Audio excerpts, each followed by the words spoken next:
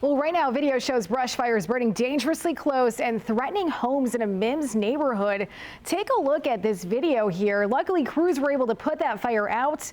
Good evening, and thank you so much for joining us tonight. I'm Christy Kern. That neighborhood is just off State Road 46. You can see the brush fire was in the middle of many houses. We have live team coverage tonight. Fox 35 Storm Team meteorologist Ian Cassette will talk to us about how dry weather could make fires worse. But first, we begin with Fox 35's Stephanie Buffamonte. And Stephanie, you're in the neighborhood right now. What does it look like?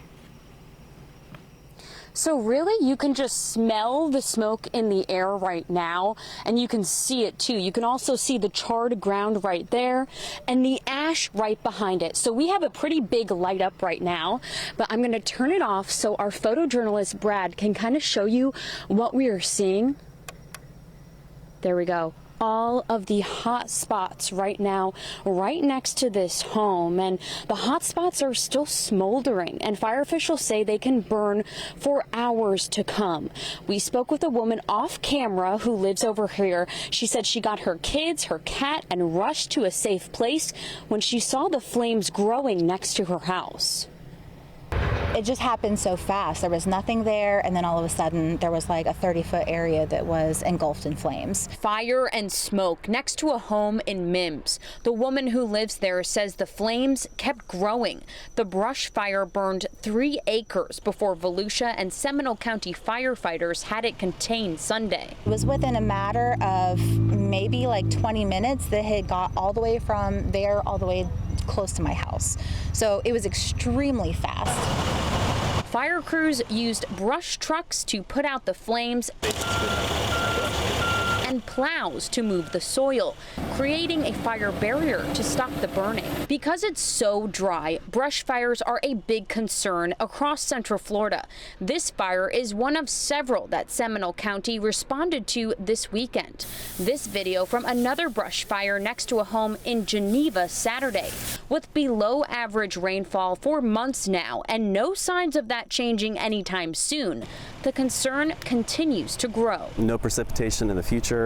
This is going to keep on getting, a more extreme fire behavior each day. It's going to increase. Fire officials warning residents, especially in rural areas, if they see or smell smoke, call 911 right away. The sooner we see it, the quicker we find it, the smaller it's going to be. Especially out in these areas where it's rural and it takes a long time for units to get out here. Fire growth is quick, so the quicker you can get us here, the better it is for you. And back out here live, you can really just see that strong smoke coming from the ground. Seminole County has extra staff on, including their wildland burn team, which has specialized equipment to handle these brush fires. And a reminder that burn ban is still in place for residents. Reporting live in Mims, Stephanie Buffamonte, Fox 35 News. All right, Stephanie, important information. Thank you. And our team coverage continues with Fox 35 meteorologist Ian Cassette. And Ian, burn bans are in place right now because it is so dry.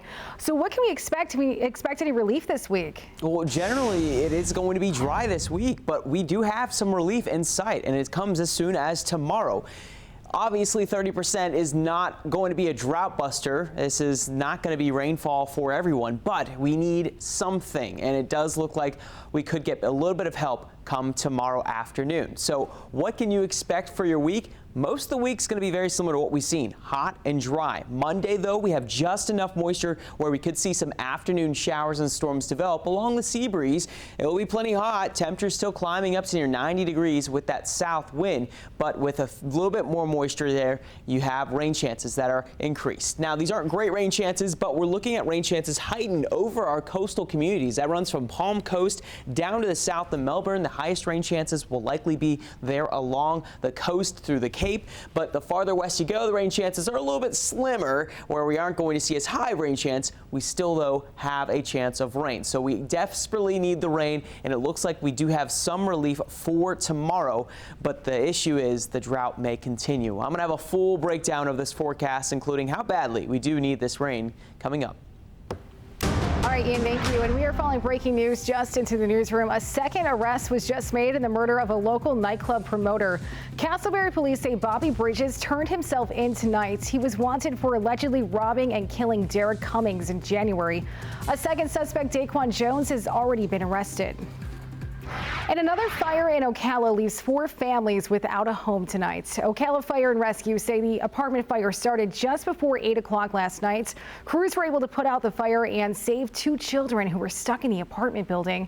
In total, 18 children and 4 adults made it out of that building, and the cause of the fire is still under investigation. And new tonight, a woman out walking her dog is hit and killed by a distracted driver in Volusia County. Deputies say it happened on East Normandy Boulevard in Deltona. The driver reportedly was distracted when a plastic bag fell between his legs. When he reached down to pick it up, he swerved across the center lane and onto the sidewalk, hitting a husband and a wife. The woman died at the scene. A man is recovering in the hospital. Charges are now pending against that driver. And also tonight, crews are investigating after a child was hit and killed by a car in Pine Hills. It happened at about 3:25 this afternoon on Dolores Drive and Pine Hills Road. Our team saw a mangled bicycle in the middle of the road. You can see that in this video here. The driver of the cars was taken to the hospital. Investigators say they are now working to determine if a signalized crosswalk in the intersection was being used at that time.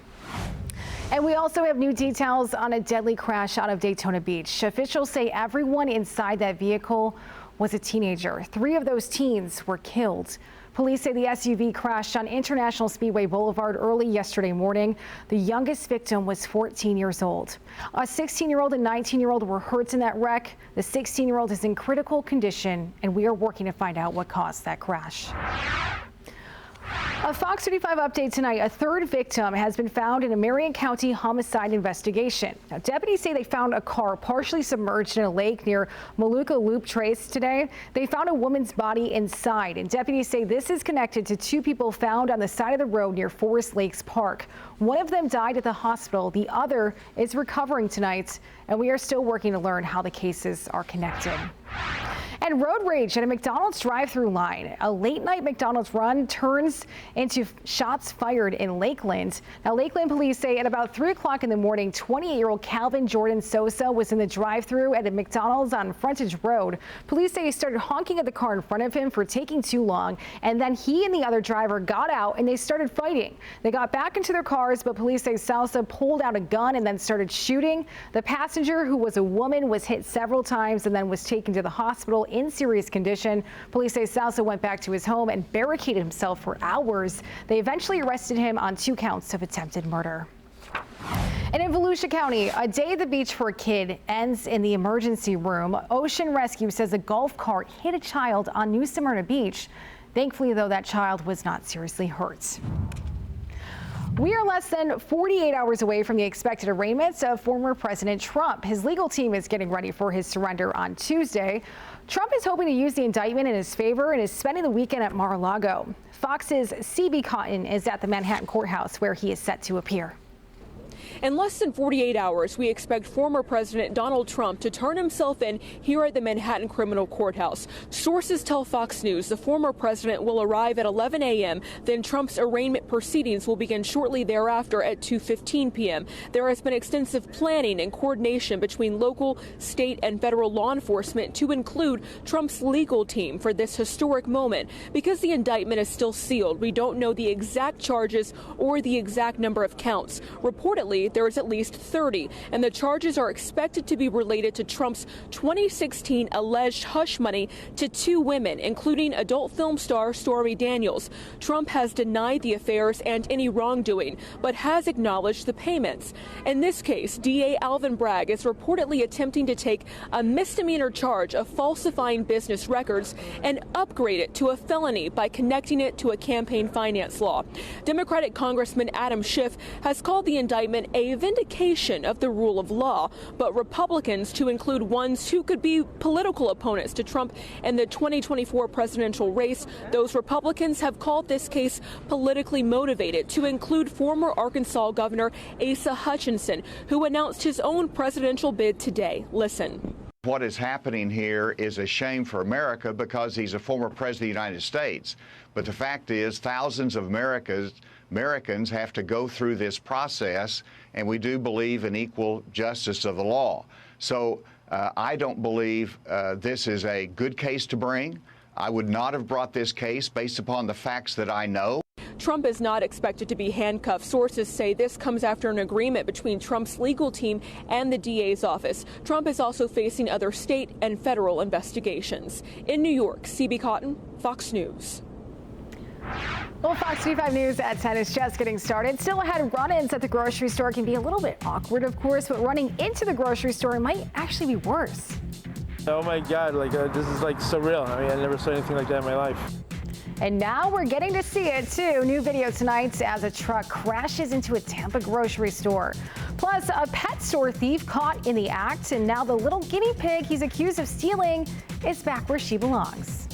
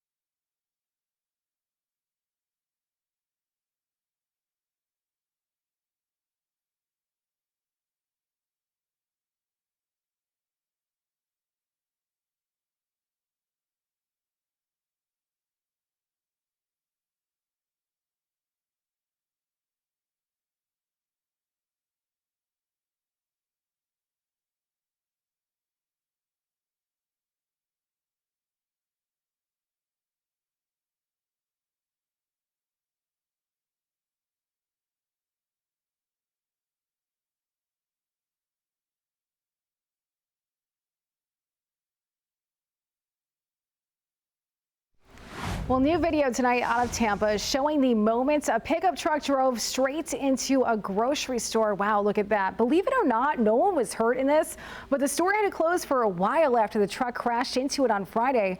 Fox 35's Justin Matthews gives us a closer look at the surveillance video and walks us through what happened.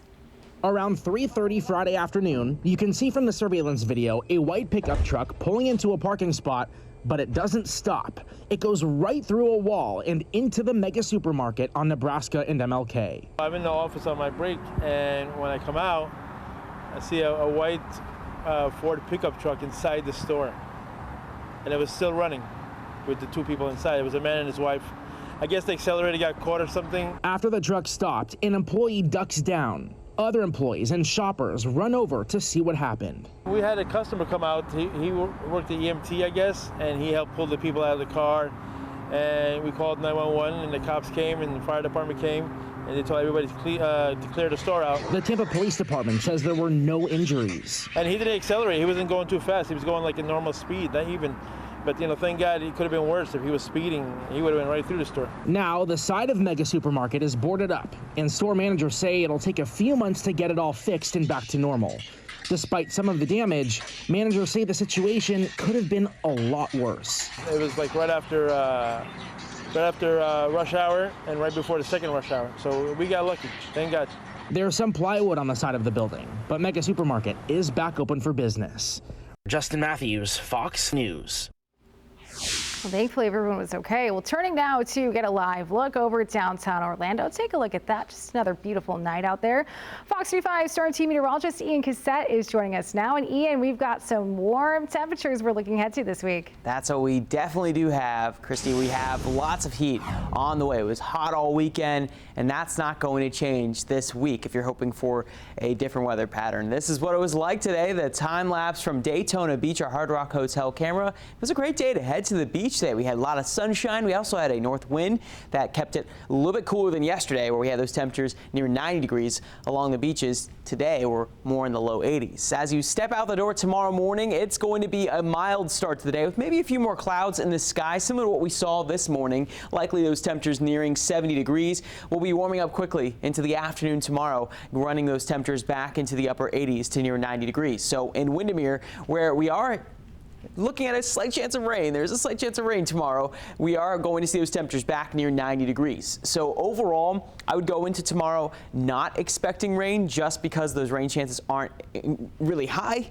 A little bit higher towards the coast, but if you're lucky and you're inland, you do have a chance at seeing some rain. It also could help cool things down for just a brief period of time. Along the beaches in Cocoa Beach, I would say go into the day expecting there to be some showers and storms. We do have a good chance of rain along the coastline in Cocoa Beach. Temperatures will be cooler as well, warming up to the lower 80s there. So let's go hour by hour with that forecast for tomorrow. The clouds will be present in the morning. There is a possibility for a few stray showers up in Gainesville, Ocala. This would not measure up to much, but a light chance of rain early on in the day. As we head to lunchtime, isolated activity is possible. I think generally we still are going to be dry around lunchtime, but there could be a few pop-up showers in Kissimmee and St. Cloud up to the north near Sanford by lunchtime, as our model indicates. What's going to end up happening is as the day goes on, the sea breeze from the west coast collides with the east coast sea breeze, and the west coast breeze will be stronger, so we're going to see those better rain chances kind of hugging along the coastline. So here, this model indicating a pretty heavy thunderstorm, which is possible. We could see some heavy rain. This would be in eastern Seminole County up into Volusia County, Titusville to the west. This could bring some very meaningful rain. So better rain chances will be found here into the south as we go through the afternoon. 4 o'clock, we're still seeing some lingering showers and activity. Orlando, Bithlo, and to the south and along the Florida Turnpike. Rain will be possible through the late afternoon. But again, the better rain chances will be found closer to the coast. If you live to the west, your rain chances will not be as high, and you're probably more likely to stay dry tomorrow and continuing to stay dry through the upcoming week. As the model shows, most of the rainfall, if you do see anything, will be about 1/10 of an inch to a 1/2 inch at most if you get the heavier rain. As Sanford, we could use that rain because we are down inches on the year so far for rainfall expected. 7-day forecast, much of the week, as I said, hot and dry. Could see a few more rain chances returning by next weekend. Christy? All right, Ian, thank you. Well, new tonight, listen to this, a happy reunion for a guinea pig named Peppa. Police say Peppa was stolen from a pet store in Sarasota on Friday. My goodness, how cute is he? Surveillance video gave police a look at the man, though, who took her from her age.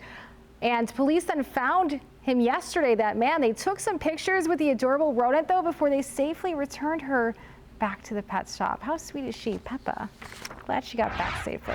Well, coming up, protecting kids in schools. We'll tell you what one state is considering after another tragic school shooting and why it is no surprise for parents in the Sunshine States.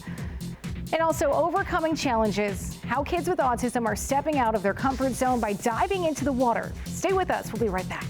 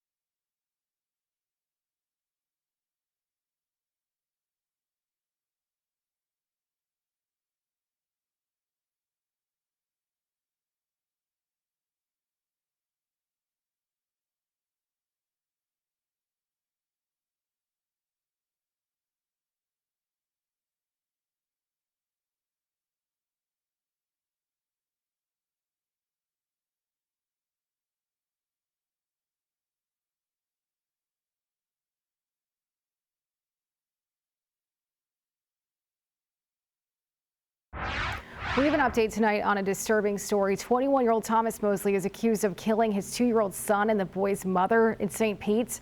A judge revealed chilling details about the day the alleged murders happened, saying the victims were at Mosley's home for his birthday party. Investigators say he stabbed the woman more than 100 times, and officials say the boy's body was found in an alligator's mouth. We do not know if the gator played a role in his death. Mosley is now charged with 2 counts of murder. Well, protecting kids in schools, it's on a lot of people's minds right now after last week's deadly shooting in a Nashville elementary school. And lawmakers in Tennessee say they are taking action to stop violence in schools. But critics say it's a solution that does not address the real problem. Fox's Charles Watson has the story.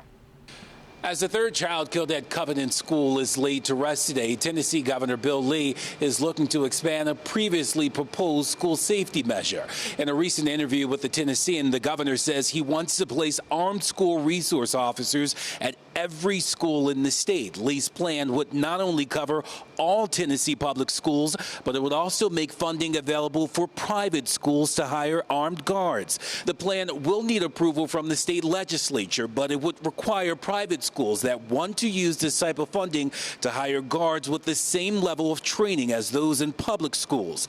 The governor also wants to expand a $20 million proposal for school security upgrades to include additional funding for private schools. Lee touched on school safety in the wake of the tragic shooting at Covenant School in Nashville, saying more work needs to be done.